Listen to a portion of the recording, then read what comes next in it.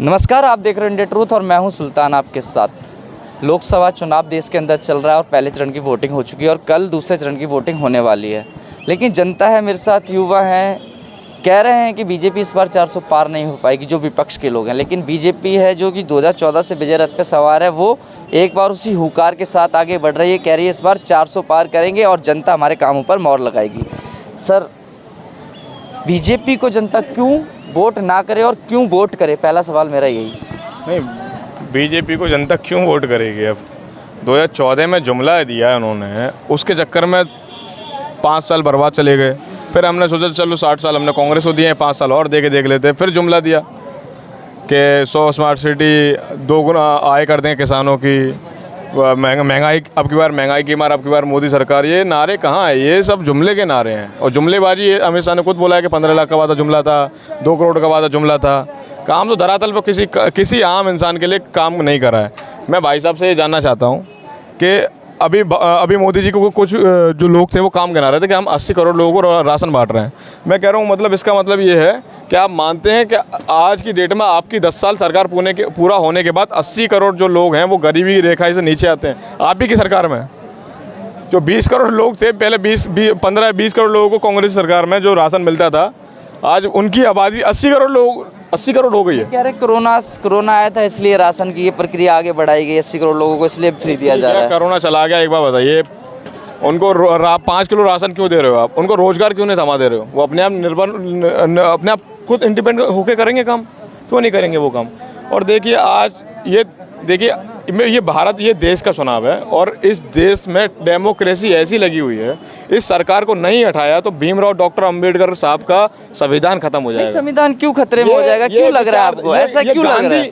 गांधी की विचारधारा से चलेगा, ये गोडसे और आरएसएस की विचारधारा से नहीं चलेगा। है कि बाबा साहब का संविधान खत्म हो जाएगा, दलितों का हाथ छीन लिया जाएगा, इस तरीके की बयान। भाई साहब बात सुन लीजिए।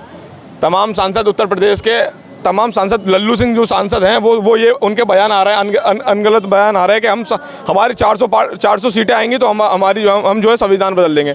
आए दिन उनके तमाम सांसद बोल रहे कि हम संविधान खत्म कर देंगे, हम ये कर देंगे, हम ये चेंजेस कर देंगे, हम वो कर देंगे। सुप्रीम कोर्ट को ये नहीं मानते, अध्यादेश गिरा दिए दिल्ली सरकार का, जो चुनी हुई मुख्यमंत्री के अंदर जो पावर आनी चाहिए तो वो गिरा दिए बिल लाकर। जब 400 सीटों का इनको नारा इतना स्ट्रांग है, इनको इतना कॉन्फिडेंस है कि 400 सीटें आ रहे हैं, 35 वोटों की चोरी चंडीगढ़ में क्यों करनी पड़ी इनको? मुझे बस ये बता दीजिए। कह रहे हैं बीजेपी आ जाएगी तो संविधान खत्म कर देंगे, ऐसे उनके नेता कहते हैं। इस तरीके के आरोप लगा रहे हैं कि दलितों के साथ सही नहीं होगा, लोकतंत्र खतरे में है। लोकतंत्र नहीं खतरे में, कांग्रेस खतरे में है, विपक्ष खतरे में है, जनता खतरे में नहीं है।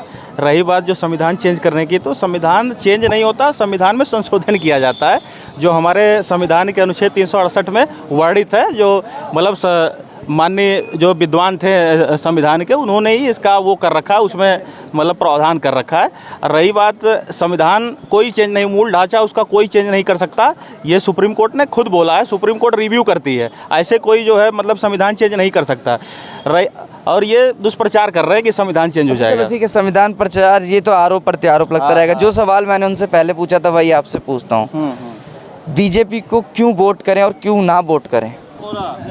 देखिए, मोदी जी के प्रधानमंत्री बनने के बाद जो देश की आंतरिक सुरक्षा हो या बाह्य सुरक्षा हो, विदेश नीति हो, भारत चौमुखी जगहों पे भारत मजबूत हुआ है, हर स्थिति में मजबूत हुआ है।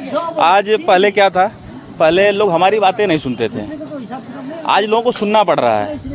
इसमें ताकत हमारे मतलब 1.5 अरब जो आबादी है उसकी भी ताकत है, लेकिन एक मजबूत जो चेहरा होना चाहिए। जो मतलब ये विदेश नीतियाँ मजबूत हुई हैं, हमारी विदेश नीतियाँ मजबूत है। रही बात जो अभी मेरे भाई साहब जो हैं ये कर रहे थे कि भाजपा ने कोई काम नहीं किया, तो मैं इनको बताना चाहता हूँ, तो आदमी एग्जाम में जब तैयारी करता है तो जरूरी नहीं कि वो पूरा क्वेश्चन हल कर ले, जो है थोड़ा बहुत कुछ छूट जाता है। लेकिन रही बात अधिकांश मुद्दे जो इनके ज्वलंत मुद्दे थे, अनुच्छेद 370 हुआ, राम मंदिर हुआ और तमाम इन्होंने काले धन के मुद्दे हुए, इस पर इन्होंने प्रयास बहुत किया। काले धन के मुद्दे पर राम मंदिर बना, बाकी ये 370 अनुच्छेद जो था।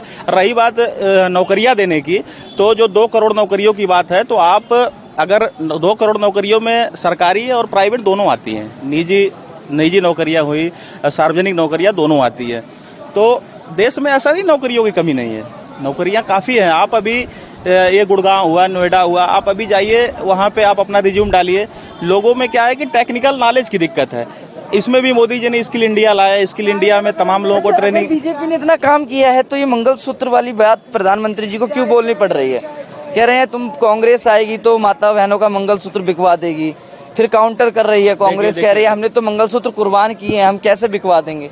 कौन मंगलसूत्र कुर्बान किया? कांग्रेस ने? हाँ, कहाँ पे कुर्बान किया है? क्यों? इंदिरा गांधी जी ने राजीव गांधी जी की बलि चढ़ी, इतने बड़े बड़ी चीजें कि हमने तो कुर्बान की, हमारी माँ ने वो जो उनकी बलि चढ़ी है वो कोई उनके अपने खुद के कार्यों से जो है, वो खुद के कार्यों से, खुद ऐसा नहीं कि उन्होंने देश के सीमा पे जाके कोई अपने प्राणों का बलिदान प्रधानमंत्री दिया। जी इस तरीके की बात करते हैं सभा में, तो ये अच्छी बात है कि मंगलसूत्र बिकवा देंगे। देखिए जो बात जब होती है ना तो बात सामूहिक होती है। बात किसी भी नेता को हर मुद्दे को टटोलना चाहिए।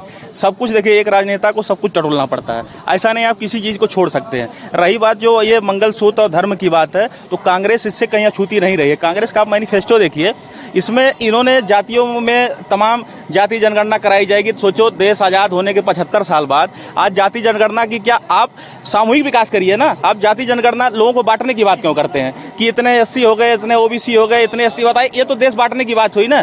और अल्पसंख्यकों के लिए अलग से सुविधा है। मैं तो कहता हूँ कि आप सामूहिक विकास करिए। आज देश में एक सामूहिक विकास की जरूरत है। यहाँ पे एसटी, एससी, ओबीसी, जनरल या फिर उसकी हिंदू मुस्लिम करने की बात ही नहीं है। कांग्रेस ने इस मुद्दे को खुद अपने मैनिफेस्टो में लाके इन्होंने एक प्रकार से जो मुस्लिम लीग है, मुस्लिम लीग के राहों पे चलने की बात की है। कांग्रेस ने खुद अनुसरण किया है उसका। इन्होंने हमेशा, कांग्रेस ने जब से देश आज़ाद हुआ है तब से इन्होंने बांटने की बात की।